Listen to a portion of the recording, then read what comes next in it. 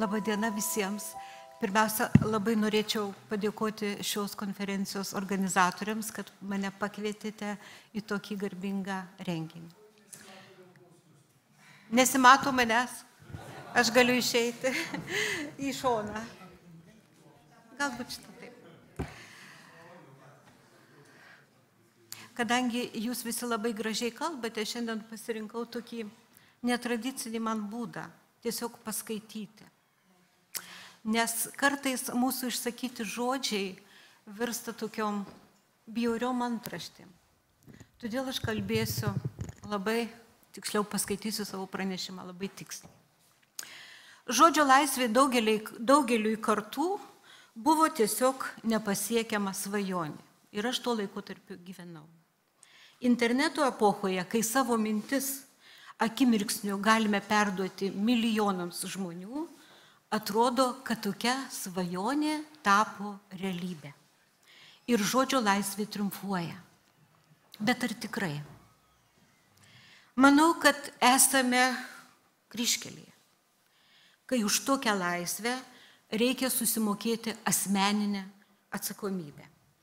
Nes būtent šiais interneto laikais žodžiai ir žodžio laisvė dažnai tampa tik tokios laisvės iliuzija. Šiandien virtualioje erdvėje mes matome itin daug informacinio purvo, agresijos, manipuliavimo ir dezinformacijos. Kodėl taip yra ir kaip reikėtų tokį procesą valdyti? Galbūt žodžio laisvė iš viso nereikalingos jokios taisyklės. Tiesiog turime laisvę ir viskas, ir nėra jokių ribų. Ką noriu, tą sakau. Mūsų konstitucijoje įtvirtinti žodžiai šiandien dažnai įgyja visai kitokią prasme, nei tą, kurią turėjo galvoje konstitucijos kūrėjai. Paprasti žodžiai šeima, vyras, moteris, kalba, jau net garbiems konstitucinio teismo teisėjams kartais atrodo reiškia visai ne tai, kaip mes įprastai įpratę tokius paprastus žodžius suprasti. Ši nesvarumo būklė sąvokose veda pirmiausia į nesusikalbėjimą, į negirdėjimą ir net į chaosą. Ar galimos žodžio laisvės ribos ir kaip jas šiandien atrasti, kai paprastas žodis praranda savo įprastinę prasmę. Ir neturime jokių atskaitos taškų, kas yra gėris, kas blogis, kas galima, o ko šiukštu negalima.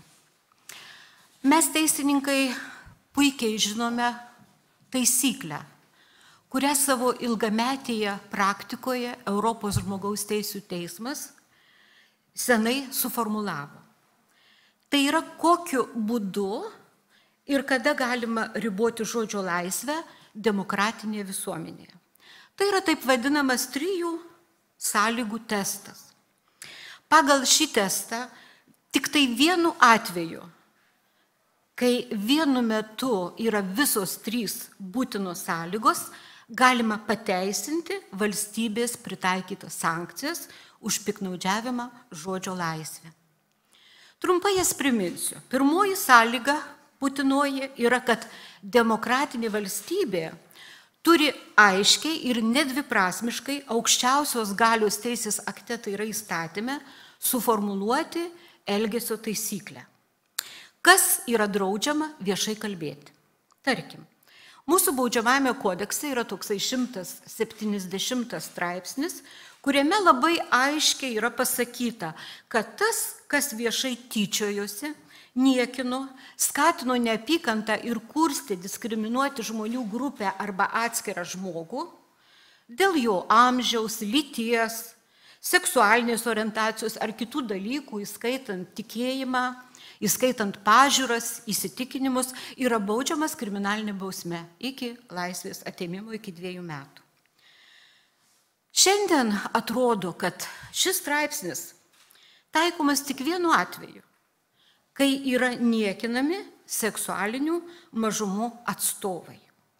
Tokių bylų išties Lietuvoje yra. Bet man per ilgametę teisininko advokato praktiką neteko nei vieno nuosprendžio matyti, kai žmonės yra niekinami ir diskriminuojami dėl kitų dalykų. Pavyzdžiui, dėl amžiaus, dėl tikėjimo, dėl įsitikinimų, dėl pažiūrų, kai žudikais buvo išvadinti teisininkai ir medikai prieštaravę galimybių pasui ir žmonių segregacijai, kai buvo raginama kasdieną po vieną šaudyti politikus panašius į vieną politiką, kai neapykanta agresoriui gimdo neapykantą visai tautai, kalbai, tos tautos kultūrai, kai žmonės tiesiog pašalinami, kancelinami iš visuomeninio kultūrinio gyvenimo dėl savo įsitikinimų ir pažiūrų. O konstitucijos garantuota kiekvieno piliečio teisė kritikuoti valdžią virsta tokios kritikos draudimu ir net persekiojimu. Sunku įsivaizduoti, kad mokslo kalvis universiteto ilgametį komunikacijos fakulteto dėstytoja patiria mobbingą ir persekiojimą vien už tai, kad išdrįso nueiti į alternatyvų žiniasklaidos kanalą pristatyti savo nekaltą knygą apie kitą iškilų žurnalistą.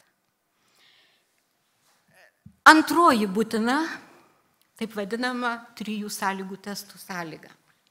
Bet koks žodžio laisvės draudimas negali būti savitikslis, dėl to, kad kažkas taip sugalvojo. Jis turi būti nukreiptas apsaugoti konkrečius visuomeninius gėrius. Ir šitų gėrių sąrašas yra Europos žmogaus teisių konvencijos 10 straipsnio 2 dalyje.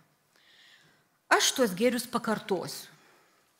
Tai valstybės saugumas, teritorinis vientisumas, visuomenės apsauga, žmonių sveikata ir moralė, kitų asmenų teisės, įslaptintos informacijos apsauga ir teisminės valdžios autoritetas ir bešališkumas. Taškas. Taigi jokia valdžia, joks pareigūnas ir jokia institucija negali susigalvoti kažkokių kitokių dalykų, kuriuos saugant galima užčiaupti burnas. O gyvenime tokių bandymų dėja yra. Antai mūsų garbios televizijos, visuomeninės televizijos, etikos kodekse yra tokia nuostata, kad žurnalistas negali skelbti savo asmeninių pažiūrų ir net yra precedentas, kai valdžią kritikavęs žurnalistas buvo įpareigotas tokį įrašą pašalinti iš socialinio tinklo. Taigi šiuo atveju 3 sąlygų testas pažeistas, nes sukurtas žodžio laisvės ribojimas yra skirtas apginti valdžią nuo nepagristos kritikos, o tokios vertybės apsaugos nei konstitucijoje, nei konvencijoje nėra. Priešingai, Konstitucijos 33 straipsnis įtvirtina draudimą persekioti asmenį už kritiką. Ir trečioji būtina sąlyga yra ta, kad bet koks sankcijų pritaikymas asmeniui net už piktnaudžiavimą žodžio laisvę turi būti proporcingas ir būtinas demokratinėje visuomenėje. Taigi net ir tuo atveju, kai žmogus nesilaiko įstatymo, to įstatymo, kuris nukreiptas ginti vieną iš mano išvardintų gėrių, bausmė jam turi būti proporcinga. Ir nuo to laiko, kai 98 metais žurnalo Europa redaktorius ir žurnalistas buvo nuteisti realia laisvės atėmimo bausme už žodį, kad ir labai negražų, jau praėjo daug laiko ir aš tikiuosi, kad tai bus paskutinė Lietuvoje tokio pobūdžio sankcija, bet bent norėtųsi tuo tikėti.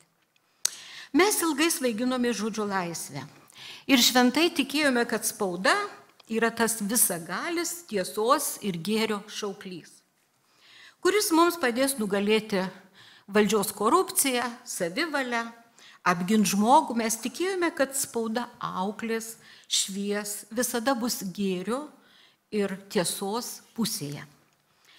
Tikėjome kiekvienu viešai televizijos ir radijo ištransliuotu žodžiu, kiekviena atspausdinta eilute. Bet nepastebėjome, kad berniukas nugalės drakoną, pats tapo drakonu. nepamatėme, kada spauda tapo teisingąja teisėja, valdžios advokate ir panikos ir baimės skleidėja. Tiesa, ne visa. Turime visokios spaudos. Ir tai yra interneto epochos pliusas. Kai nusiviliame viena žiniasklaida, jos vietą vis dažniau užkariauja kita žiniasklaidos priemonė.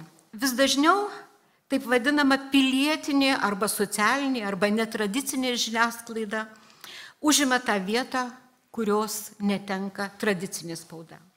Šiandien interneto epochoje turime ne jūrą, o ištisą informacijos okeaną. Siautulingą ir atrodo be taisyklių.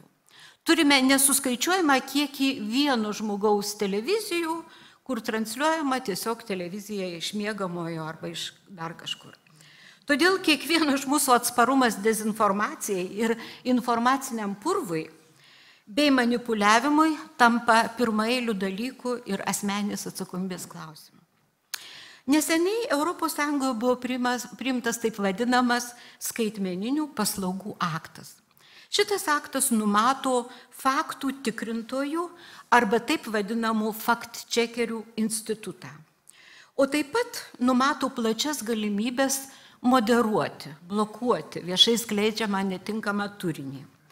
Tačiau realybė atrodo labai neaiški ir miglota. Ar iš viso įmanoma sukontroliuoti džiną išleistą iš butelio? Iš YouTube pašalinta laida ar Facebook'e užblokuota paskyra dažnai įgyja dar platesnį mastą kituose sklaidos kanaluose. Ir procesas atrodo jau tampa visiškai nevaldomu. Išlieka didelis pavojus, ar tikrai šis skaitmeninių paslaugų akto skaitmeninis cenzorius pasitarnaus tiesai ir gėriui, ar pasitarnaus burnos užčiaupimams kitaip mąstantiems. Ar nebus taip, kad mūsų konstitucijos garantuota cenzūros draudimo norma taps tokios cenzūros europiniu įteisinimu, vadinamų fact-checkerių asmenyje. Turėtume padėkoti paskutinių metų globaliems procesams, kurie daugeliu iš mūsų padėjo nubusti iš rožinių sapnų ir pamatyti bedugnės kraštą. Tuo metu, kai daugelis traukė medicinės kaukės iš kišenių, kad galėtų patekti į kokį nors prekybos centrą, gyvenimas negailestingai plėšė kaukės nuo mūsų visų veidų, atskleisdamas kiekvieno iš mūsų spindesį ir skurdą. Ko norėti iš išgąsdinto žmogaus, kai bijai net paspausti patiktuką socialinėme tinkle, kai bijai duoti interviu žaliajai rūteliai, ar nueiti į Naisiuose rengiamą koncertą? Ar galime kalbėti apie žodžio laisvę? O gal galime kalbėti tik apie žodžio laisvės ir įsitikinimų iliuziją? Gal todėl pasidarėme pikti, nesutaikomi, diskutuojame ne argumentais, įžeidinėjame vienas kitą, sudarinėjame sąrašus, uždarome, ignoruojame ir diskutuojame dažniausiai ad hominem. Manau, kad tapome laisvi pirmiausia nuo atsakomybės ir nuo poreikio gerbti vienas kitą.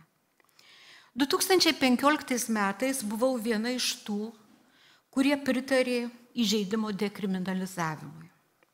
Tuo metu man atrodė neteisinga, kad žmogus, kad ir labai bjauriai pasisakęs apie kitą žmogų, yra persekiojamas baudžiamąja tvarka.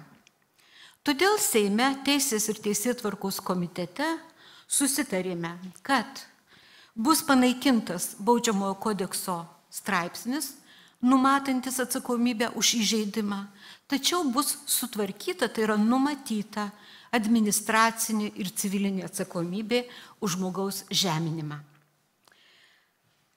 2016 metais pasikeitė valdančioji dauguma ir įžeidimą buvo suspėta pašalinti iš baudžiamo kodekso, tačiau visą kitą politikai pamiršo.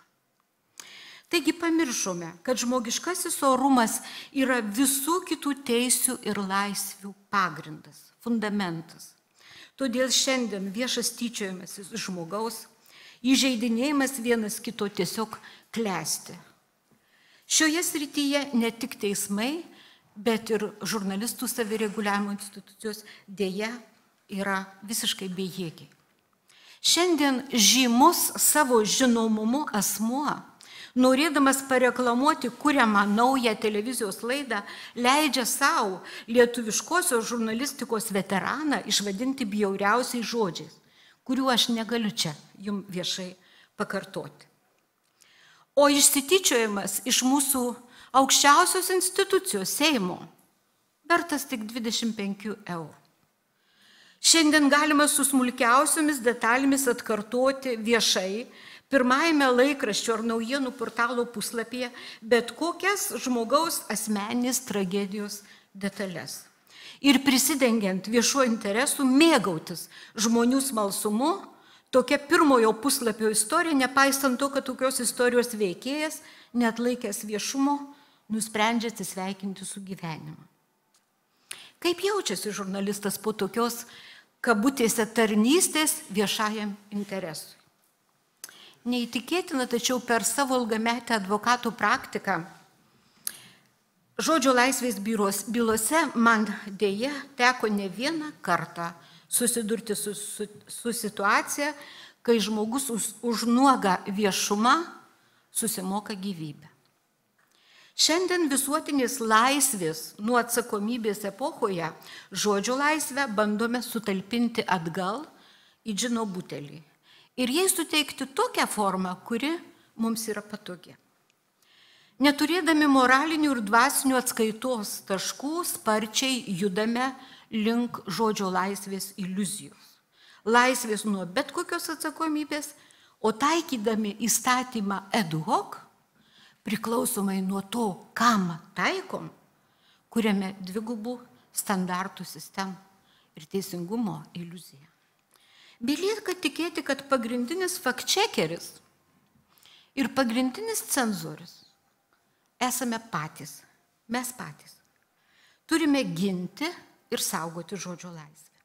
Bet svarbiausia, turime nepamiršti, kad žmogiškasis orumas ir pagarba vienas kitam diskusijoje yra visų teisių pagrindas ir būtinoji žodžio laisvės sąlyga. Žodis yra ne tik bendravimo priemonė. Žodis yra ir ginklas. Todėl nenukreipkime jo vienas prieš kitą. Ačiū.